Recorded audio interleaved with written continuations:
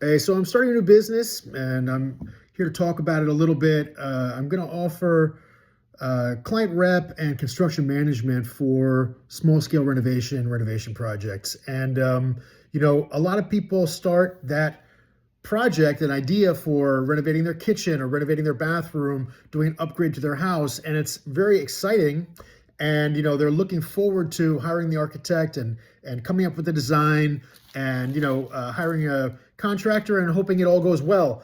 Unfortunately, the reality is that it's a very big job, and I think that a lot of homeowners don't recognize how much personal involvement from them is going to be required to keep the job moving forward, keeping track of the money, keeping track of the progress, and identifying problems. And a lot of homeowners aren't really equipped to do this because they don't really have the experience and they don't really have the language to communicate with the various trades and tradespeople to advocate for their interests in the job.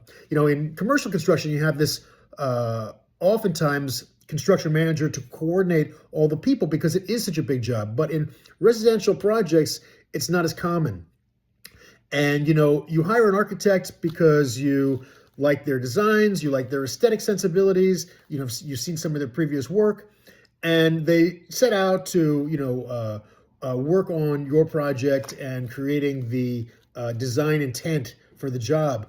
But in that process, if you're not really considering budget all the time, there could be some aesthetic decisions that are made that greatly impact price and budget later on, and they might not be in alignment with your value or your priorities. So identifying those, just even in the early stages with the design, something simple as to where you locate a sink in a kitchen renovation, if you put it in the island or if you move it to another side of the wall, all of those decisions might seem simple, but then they have kind of exponential impacts going down the line based on getting that sink to the waste stack in the corner. If it's moved 2 feet, then you have to, support that decision with framing and chases and substrates and, organizing other mechanicals around that decision. So all of those things have pretty big financial impacts,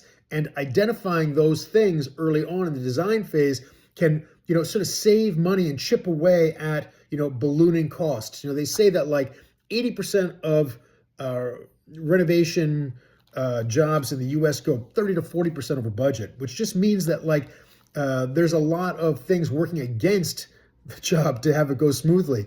And the more you can do to mitigate those liabilities, the better. And the truth is that you get a set of drawings, and from the moment you hire the contractor, it's a marathon of small steps that lead towards that final end goal. And if you're not keeping track of those steps, design-wise and coordination-wise, through communication, through recognizing what's going on site and being able to identify problems, then those decisions are being made in the field by people who may or may not have the client's best interest in mind at all times. Contractors make money by building at cost, and then whatever's left over is what they profit. So a lot of times the criteria that they're using to build and create assemblies have to do with cost and scheduling. And clients' interests might be value and quality and ease of maintenance and things like this that unless articulated won't necessarily be automatically taken into consideration. And there's lots of ways in which I feel as I could be of service in this process. I've been in construction my whole life, and I was a subcontractor in New York, did architectural metalwork, and then I moved to Pittsburgh and bought and developed property and acted more as a general contractor. But there's a lot of communication that has to be sort of constantly in the front facing in a construction project. And you really need to have the insight, the experience, and the language to communicate those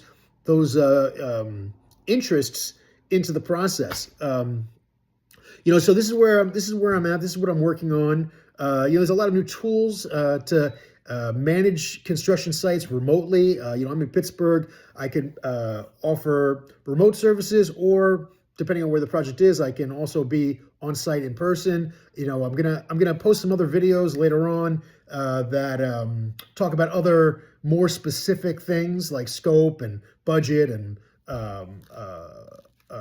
insurance, various topics, and I'll have a link in the bottom. I have a YouTube channel that I'm going to post these on and get them off my Instagram. But in the meantime, if anybody has any friends that are doing a construction project and think that I might be, helpful or useful or add value, please pass my number and information along. All right.